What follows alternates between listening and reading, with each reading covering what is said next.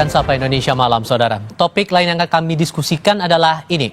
Tak hanya di pemerintahan, Jenderal Polisi aktif kini mulai masuk lembaga legislatif. Salah satunya Irjen Polisi Muhammad Iqbal yang baru saja dilantik sebagai Sekretaris Jenderal Dewan Perwakilan Daerah atau DPD RI. Daftar Jenderal Polisi aktif menduduki jabatan sipil semakin bertambah. Bukan hanya di pemerintahan, kini mulai memasuki lembaga legislatif. Yang terbaru, Dewan Perwakilan Daerah atau DPD RI melantik Irjen Polisi Muhammad Iqbal sebagai Sekretaris Jenderal DPD RI. Muhammad Iqbal sebelumnya menjabat sebagai Kapolda Riau dan juga pernah bertugas sebagai Kepala Divisi Humas Mabes Polri 2018 hingga 2020. Muhammad Iqbal menyebut jabatan barunya merupakan amanah karena sudah ditugaskan Kapolri Jenderal Listio Sigit Prabowo. Ini merupakan amanah bagi saya yang sudah ditugaskan oleh Kepala Kepolisian Negara Republik Indonesia untuk bertugas melakukan kerja-kerja di DPD RI. Ketua DPD RI Sultan Najamuddin berharap Muhammad Iqbal ikut berperan membangun DPD menjadi lembaga yang lebih inklusif dan terbuka. Dengan Sekjen yang baru, Pak Irjen Iqbal, kami dari pimpinan dan tentu atas nama lembaga harapannya kinerja lembaga ke depan baik di internal maupun eksternal semuanya jauh lebih baik. Kami berusaha untuk di periode kali ini ya, seperti yang tadi saya sampaikan, membangun parlemen atau DPD yang lebih inklusif, terbuka, lebih efektif. Sementara itu, Direktur Eksekutif Amnesty International Indonesia Usman Hamid menyebut jika polisi aktif menduduki jabatan sipil, maka polisi itu diharuskan mengundurkan diri atau mengajukan pensiun dini. Penempatan anggota Polri aktif di dalam jabatan sipil tetap harus mematuhi kaidah hukum yang berlaku. Misalnya, Undang-Undang Polri pasal 28 ayat 3 maupun juga TAP MPR tentang peran TNI Polri pasal 10 ayat 3 itu menyatakan bahwa anggota Polri aktif dapat menduduki jabatan sipil setelah mengundurkan diri atau pensiun dini. Jadi kalau ada pengangkatan anggota Polri aktif di jabatan sipil sebelum mengundurkan diri dan tanpa pensiun dini, maka itu jelas melanggar kaidah hukum yang berlaku. Undang-undang mengenai lembaga MPR, DPR, DPD mengatur sekretaris jenderal pada dasarnya berasal dari pegawai negeri sipil profesional yang memenuhi syarat dengan sesuai ketentuan perundang-undangan. Hal ini diatur di pasal 414 ayat 2. Sementara Undang-Undang Kepolisian Negara Nomor 2 Tahun 2002 mengatur soal penempatan anggota polisi di luar kepolisian. Pada pasal 28 ayat 3 tertulis, anggota Kepolisian Negara Republik Indonesia dapat menduduki jabatan di luar kepolisian setelah mengundurkan diri atau pensiun dari dinas kepolisian. Penempatan perwira polisi sebagai sekjen lembaga legislatif menimbulkan pertanyaan soal urgensi penempatan personel. Selain itu, perlu diperhatikan juga meritokrasi di lembaga sipil. Tim Liputan, Kompas TV.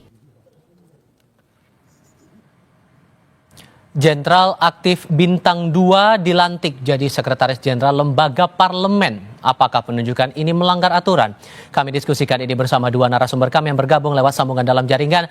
Ada politisi Partai Gerindra Hendar Samarantoko dan pengamat politik dari Lingkar Madani Indonesia Ray Rangkuti. Selamat malam semuanya, dengan Tifal, apa kabar? Malam, baik, malam Bang Rey. Terima kasih semuanya sudah bergabung bersama kami kali ini.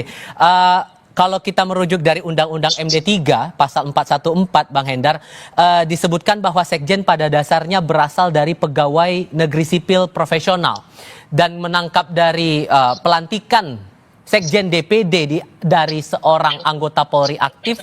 Menurut Anda kondisinya sekarang sudah seurgen itu? Ini kan memang tergantung perspektif. Jadi hukum itu mempunyai perspektif yang berbeda. Tafsirnya juga bisa macam-macam.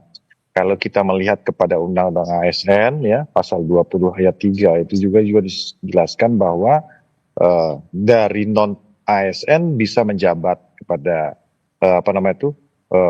kepada jabatan-jabatan tertentu di dalam struktur pemerintahan. Itu yang pertama.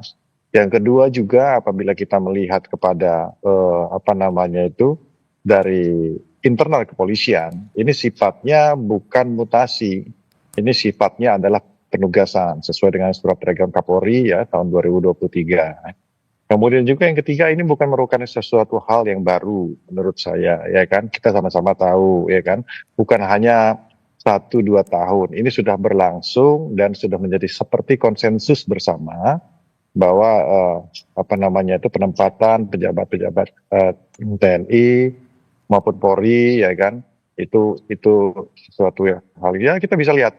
Dan jangan lupa juga contohnya di pilkada serentak kemarin, banyak sekali ya PLT kepala daerah itu dijabat oleh rekan-rekan saudara-saudara kita dari TNI dan Polri.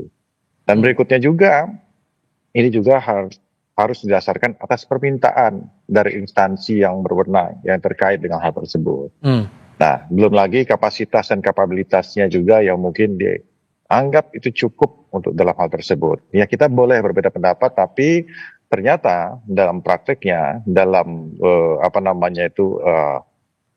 kita menafsirkan, kita boleh berbeda tafsir, tapi seolah-olah menjadi konsensus bersama bahwa hal tersebut adalah hal yang sangat-sangat biasa dan sudah dijalankan prakteknya bertahun-tahun dalam kita bernegara. Sorry saya potong di situ, tapi kita juga melihat dari Undang-Undang Polri, Bang, di pasal 28 diarahkan bahwa polisi bisa menjabat posisi di luar kepolisian setelah mengundurkan diri atau pensiun, sehingga harusnya Pak Iqbal ini harusnya mundur dulu dong baru dilantik. Apakah ada kekeliruan di sini? Ya. Nah, harus dilihat juga ini bentuknya mutasi atau bentuknya penugasan, kan begitu.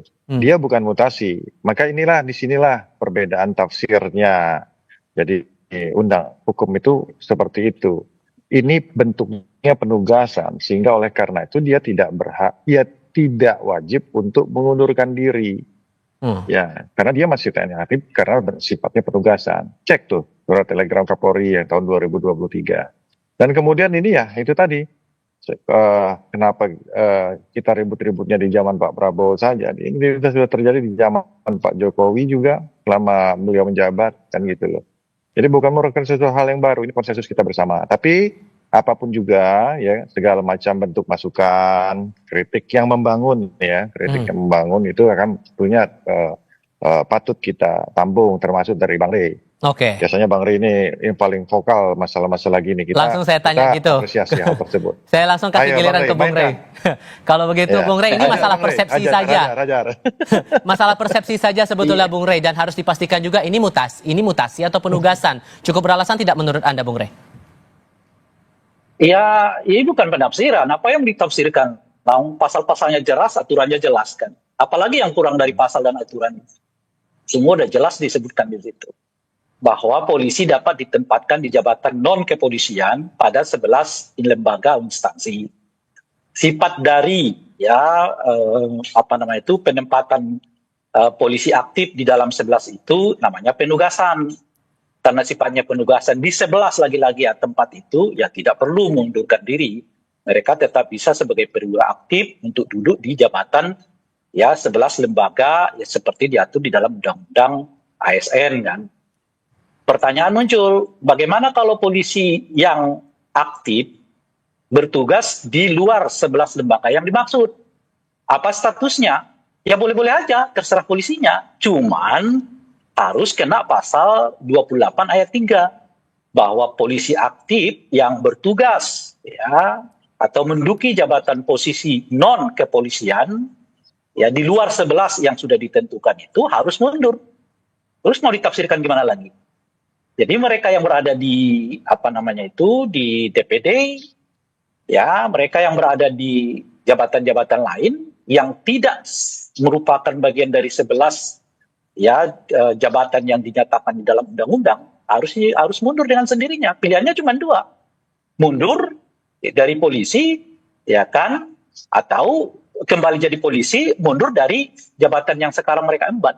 Kalau konteksnya, sorry saya potong Bang. Kalau konteksnya kita ambil masalah urgensi dari penempatan anggota Polri aktif sebagai Sekjen DPD ini, sempat disebut alasannya penempatan itu agar DPD lebih inklusif dan terbuka. Cukup beralasan tidak alasan itu? Dari mana cerita polisi bersifat inklusif? Inklusif itu teori politisi, ya, teori budayawan, teori masyarakat sipil. Polisi dan TNI itu dilatih untuk taat dan patuh pada komando. Jadi nggak ada istilah namanya mereka inklusif. Kalau udah komandonya begitu, ya jalankan begitu. Nggak ada lagi dialog-dialog gitu loh. Inklusivitas kok mintanya dari polisi dan tentara, ya nggak kena gitu loh. Oke, oke, Bung Hendar, kalau ada pandangan semacam ini, kita kan memikirkan untuk jangka berikutnya. Setelah dilantik, apabila kemudian akan ada pandangan berbeda lagi soal penempatan anggota Polri aktif sebagai Sekjen DPD, itu justru akan memunculkan masalah baru, bahkan bisa berpotensi berpengaruh juga pada kinerja DPD RI. Jadi, perspektif Anda untuk kedepannya, proyeksinya bakal gimana kalau masih ada perbedaan pandangan semacam ini? Ya, sekarang pertanyaan saya, ini satu kan bukan sesuatu hal yang baru, itu satu. Yang kedua, kalau kita lihat contoh ya, ada beberapa saya revisi dulu, saya klarifikasi dulu. Apa yang dikatakan oleh Bang Rey, penempatan di 11 itu untuk direvisi Undang-Undang TNI, bukan di Polri. Ya, jadi bukan, Bung, sorry. Nah, Direvisi Undang-Undang TNI itu, bukan. Revisi Undang-Undang TNI itu 16, itu TNI. Kalau polisi itu 11. Oke, yang 16 itu diatur di Undang-Undang TNI, yang 11 itu diatur di Undang-Undang ASN. Oke. Gitu loh. Bisa saya teruskan dulu ya. Oke, silakan. Jadi, kalau kita bicara masalah kapasitas dan kapabilitas, jadi yang kedua tadi ini bukan merupakan sesuatu hal yang baru. Bicara tadi perspektif tentang kinerja dan lain sebagainya, ya kan? Ini kita ambil contoh, ya kan, Sekjen di KKP contohnya, ya kan, ada juga penempatan lain kurang lebih ada 4, ya, nggak banyak juga, ada 4 atau 5 ya di kementerian itu menjabat di sana. Silakan cek apakah kementerian tersebut dari sisi kinerja bermasalah atau tidak, kesekjenannya, ya kan. Nah, ini kan juga harus menjadi tolak ukur dari pertanyaan dari Tifal tadi. Apabila itu memang bermasalah, bisa kita revisi. Ternyata kan mereka perform karena mereka teman-teman di TNI maupun di Polri ini sudah biasa bekerja, ya kan, secara administratif, ya kan, mengatur tata kelola dan lain sebagainya. Tanpa juga kita menyampaikan ASN-ASN yang lain, ya kan. Karena juga kan jumlahnya juga tidak signifikan sebagaimana yang dilihat. Jadi jangan juga karena 1, 2, 3 atau 4 kemudian dia mengaburkan peran teman-teman ASN yang lain. Tidak seperti itu juga. Gitu. Oke. Tidak jadi, bisa digeneralisasi begitu ya? Iya, tapi begini, kita membuka diri apabila nanti kemudian ini menjadi diskursus tersendiri untuk mencari jalan keluar yang terbaik. Jadi supaya tidak menjadi perdebatan di publik, ya kan, tidak ada multi tafsir tentang masalah ini. Karena kalau kita bicaranya, saya orang hukum, ya kan, kita punya kita punya tafsirnya sendiri. Dan ini seperti ini menjadi konsensus bersama. Ya, Bang Rey, apakah baru sekarang, apakah dari contoh, ya kan, dari 7-8 tahun yang lalu menyuarakan hal tersebut. Teman-teman dari Bung Usman Hamid menyuarakan hal tersebut. Karena ini kan bukan hal yang baru gitu loh. Jadi belum juga kan kalau kita mau challenge, ya kan dari dulu pengangkatan yang dilakukan oleh polisi kan sebenarnya kalau mau itu kan jangan cuma sekedar biasa kita itu ya membuat narasi di publik dan opini di publik saja. Lakukan langkah action dengan contoh menggugat ini ke Pengadilan Tata Usaha Negara sehingga benar-benar kita mendapatkan suatu legitimasi publik dan legitimasi hukum yang pasti gitu loh. Bung Rey, tidak bisa digeneralisasi intinya, dan kalaupun ada masalah ya ada prosedur sendiri, itu gimana ngeresponnya? Nah, kan Bung Hendarson itu kata kuncinya 3. Pertama adalah kata beliau ini konsensus. Konsensus itu mungkin dicapai kalau aturannya nggak ada gitu loh. Ya kita konsensus deh, kita sepakat ini begini ke. Lah kalau ini aturannya jelas kok. Polisi itu ya kalau bekerja di luar jabatan non kepolisian di luar 11 yang sudah ditentukan mundur, itu udah aturan tegas jelas, tidak ada interpretasi lagi di dalamnya gitu ya. Nah yang kedua ini adalah sudah lama terjadi, justru karena sudah lama terjadi harus dikoreksi sekarang. Siapa yang mengkoreksinya? Pak Prabowo sebagai presiden, Hendarsam sebagai partai yang mendukung Pak Prabowo gitu loh. Bukan memaklumi yang keliru. Apa yang Anda khawatirkan kalau ini tetap berjalan? Jadi Bang Rey pada saat i- dulu itu memaklumi hal tersebut gitu maksudnya. Iya. Atau gimana?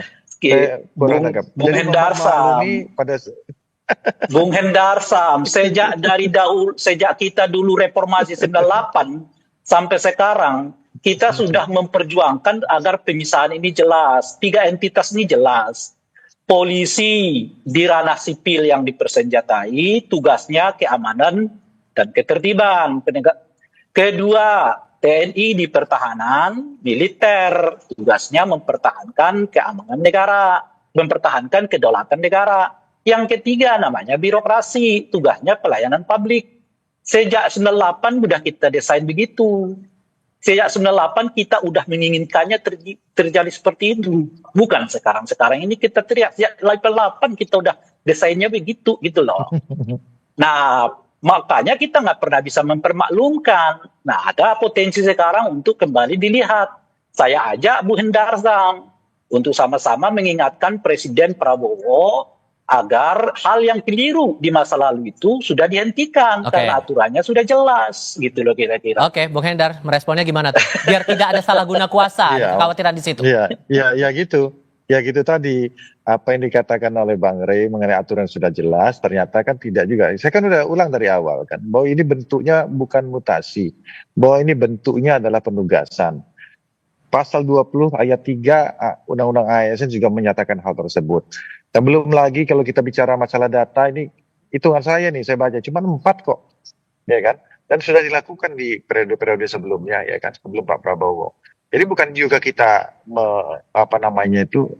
menegasikan apa-apa yang terjadi selama sebelumnya, tidak juga seperti itu. Tapi ini memang sudah terjadi, dan kalau memang hal tersebut kata Bang Rey sudah jelas, sudah tegas, ayo kita challenge, ayo kita diskusi. Diskusinya maksud saya nggak juga cuma sekedar ini kan ujung-ujungnya kan lewat-lewat aja gitu loh, ya kan?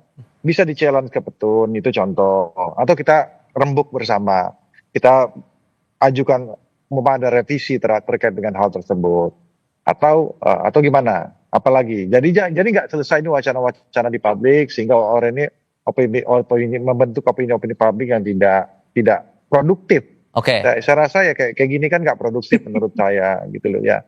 Bung Rey, Ya kan? pembuktiannya Ayolah, harus gimana kalau kapan-kapan gitu? kita ngobrol-ngobrol, ya kan? Nggak ada, udah jelas tegas kok. Yang jelas tegas itu nggak usah dipertegas, nggak usah sampai ke pengadilan segala. Gitu loh kira-kira tuh. Udah jelas Ya, tegas, betul. udah dibuat aturannya, nggak ada tafsir lagi di atas itu semua. Tinggal mau gerak apa enggak, geraknya apa. Efektif cara kerjanya, apa itu? Minta Presiden Prabowo mendisiplinkan semua ini. TNI yang bekerja di luar 16 ketentuan yang sudah diatur, minta 2 hal. Anda mau berhenti dari TNI atau Anda kembali ke TNI, tinggalkan jabatan yang lama. Polisi yang bertugas di luar 11 yang sudah ditentukan, minta pilihan cuma 2. Anda mundur dari polisi atau Anda kembali ke polisi, tinggalkan jabatan yang sekarang Anda emban. Selesai. Oke. Yang dibutuhkan sekarang adalah tindakan efektif, tindakan tegas. Gitu. Karena aturannya udah dibuat, sudah lama kita buat aturan itu, ya kan? Udah puluhan tahun tuh aturan. Dan dilanggar terus. Nah, karena dilanggar terus, ya jangan dibilang udah biasa tuh. Loh, justru karena itulah presiden baru itu dibutuhkan salah satunya mengkoreksi kebiasaan yang melakukan pelanggaran terhadap aturan yang sudah berlaku. Kan katanya harus disiplin. Ya, Oke. jadi TNI disiplin lagi, apalagi polisi juga harus disiplin. Disiplin apa? Atas aturan sudah diberlakukan. Gitu loh kira-kira. Bung Hendar, terakhir untuk Anda. Jadi hal apa yang harus dibuktikan oleh Pak Iqbal yang sudah kadung dilantik saat ini biar menunjukkan bahwa ya tidak ada salah guna kuasa di sini? Ya kan yang jadi masalah apakah ini bentuk pelanggaran hukum atau tidak? Itu kan pertanyaannya. Iya, Bung Hendar. Iya, benar. Bang Rey mengatakan hal tersebut. Iya kan, kok bagaimana sih? Saya kan orang hukum, Bang. Jadi kan saya tahu persis. Ya, Iya jelas lah. Teknis lagi. Iya. Benar, saya jelaskan dulu. Ya, silakan Bang Hendar. Itu, ya kan?